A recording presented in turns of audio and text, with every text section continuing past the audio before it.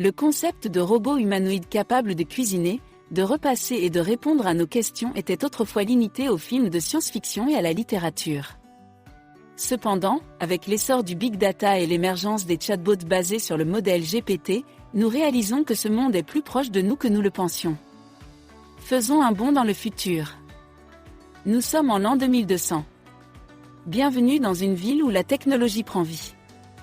Ici, les voitures conduisent elles-mêmes, les robots livrent des colis et même les supermarchés n'ont plus besoin de caissiers. Ces robots peuvent travailler dans des usines, aider les personnes âgées ou même explorer des endroits dangereux comme des volcans. Tout cela est rendu possible grâce à une technologie en pleine croissance, l'apprentissage automatique, aussi connu sous le nom de machine learning. C'est quoi le machine learning ? Le machine learning est une technologie qui permet aux ordinateurs d'apprendre à partir de données, sans être explicitement programmés pour effectuer une tâche particulière. Ici le terme important est « sans être explicitement programmé », car cela différencie le machine learning des méthodes de programmation traditionnelles. Dans la programmation traditionnelle, les développeurs écrivent des instructions spécifiques pour l'ordinateur afin de résoudre un problème. Les instructions sont généralement basées sur des règles, des logiques et des hypothèses établies à l'avance. En revanche, dans l'apprentissage automatique, l'ordinateur apprend à partir des données pour découvrir des motifs, des relations et des structures cachées dans les données. Les algorithmes ne sont pas programmés explicitement pour effectuer une tâche, mais plutôt pour trouver des solutions basées sur des exemples de données. Il existe 3 catégories d'apprentissage automatique. L'apprentissage supervisé, l'apprentissage non supervisé, et l'apprentissage par renforcement.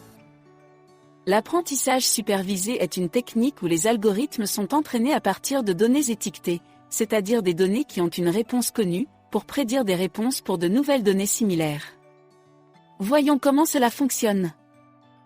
Imaginons que nous voulons entraîner un algorithme à reconnaître des images de chiens. On pourrait lui montrer des millions d'images de chiens étiquetées comme « chien » et d'autres images étiquetées comme « non-chien ». Avec suffisamment de données d'entraînement, l'algorithme apprendra à partir de ces exemples comment reconnaître de manière fiable les chiens et les différencier des autres objets. L'apprentissage supervisé est utilisé dans de nombreux domaines, tels que la reconnaissance d'images, la reconnaissance vocale, la prédiction de résultats financiers et la conduite autonome. Une voiture autonome pourrait utiliser l'apprentissage supervisé pour apprendre à reconnaître les panneaux de signalisation et les feux de circulation, afin de prendre des décisions plus intelligentes en conduisant. Dans l'apprentissage non supervisé, les algorithmes sont entraînés à partir de données non étiquetées pour trouver des structures et des modèles cachés dans les données. Voici un exemple. Nous avons un grand ensemble de données de musique, mais aucun moyen pour identifier les différents genres musicaux. On peut utiliser l'apprentissage non supervisé pour regrouper automatiquement les chansons similaires en fonction de leur tempo, de leur tonalité ou de leurs instruments utilisés. L'algorithme ne nous dira pas explicitement que la chanson X appartient au rock ou à la pop. Mais il va regrouper les chansons de ces types dans des groupes différents car elles ne possèdent pas les mêmes caractéristiques. Souvenez-vous que ici les données ne sont pas étiquetées.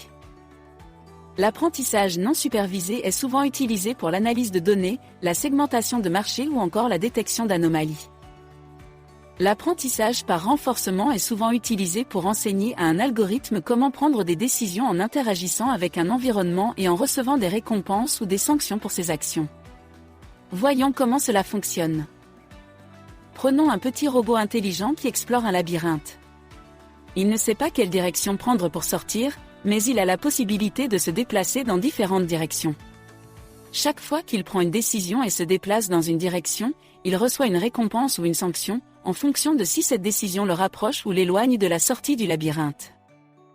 Au début, le robot prend des décisions aléatoires et ne sait pas comment sortir du labyrinthe.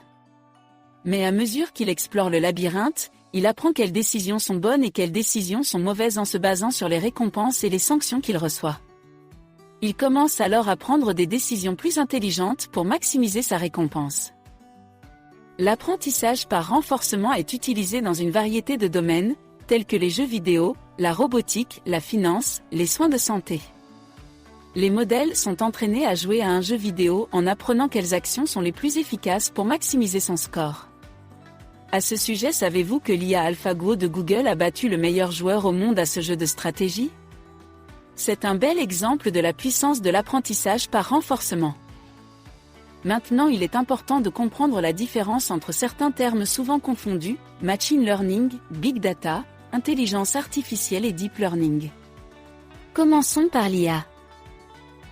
L'intelligence artificielle, ou IA, est un large concept qui englobe toutes les technologies ou systèmes qui peuvent effectuer des tâches qui nécessitent normalement une intelligence humaine, comme la reconnaissance vocale ou la prise de décision autonome.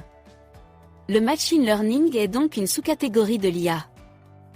Le deep learning est une technique de machine learning qui utilise des réseaux de neurones artificiels profonds pour analyser et comprendre des données complexes, telles que des images, des sons ou du langage naturel. C'est une sous-catégorie du machine learning. Enfin, le big data, quant à lui, est une quantité massive de données qui ne peuvent pas être gérées ou analysées efficacement par des méthodes traditionnelles. Le big data est souvent utilisé pour alimenter les algorithmes de machine ou de deep learning, car ces données peuvent fournir des informations précieuses.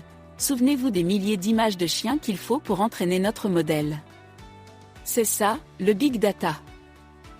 En somme, le machine learning, le big data, l'IA et le deep learning sont tous des termes connexes mais distincts, qui ont chacun leur propre domaine d'application et leur propre utilité dans le monde de la technologie et de l'informatique.